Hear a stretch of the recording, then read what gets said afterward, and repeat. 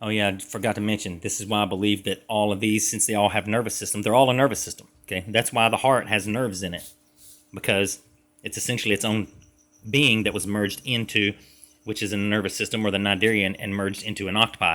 Now, if you merge this with this, and you condense them all in the human body, you're going to have a neural net right here, just these three guys. Our stomach is a separate brain.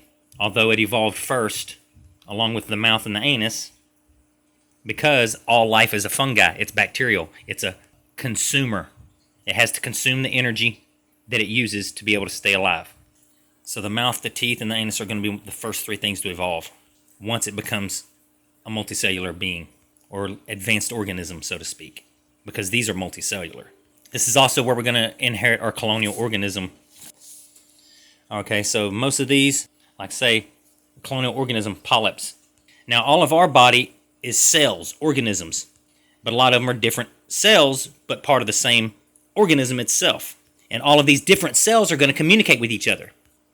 We are a colonial organism. This is where we inherit that from early in evolution. This is why we also inherit blood and metabolism, because these four nucleotides, the two from the comet and the two from the water, are going to start fusing electrochemically. And essentially, this is where we're going to inherit our blood, bone, skins, nerve, all of it, from the earth itself, which is the leuca. Now, if the earth itself is not the leuca, then the mollusk is the leuca. Because even when it comes down to it, these guys are hermaphroditic. Most of these are all hermaphroditic because they haven't diverged into two genders yet. Because this is early evolution. Just like the hagfish, the agnatha, it hadn't diverged. But that's going to be one of our earliest ancestors, the agnatha, the eel.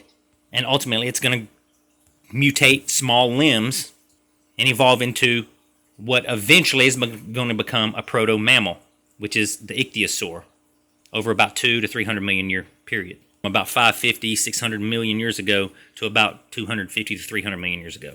It's going to take that long for literally the agnatha to evolve into what is going to be the first proto-whale.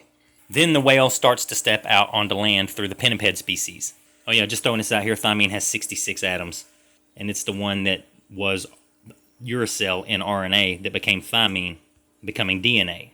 Every animal has its pinniped or amphibious species that it went through, its stage. Ours just happens to be the walrus. The carnivore or the dog just happens to be the elephant seal.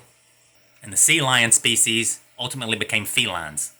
But the head progenitor of these sea lions was the elephant seal.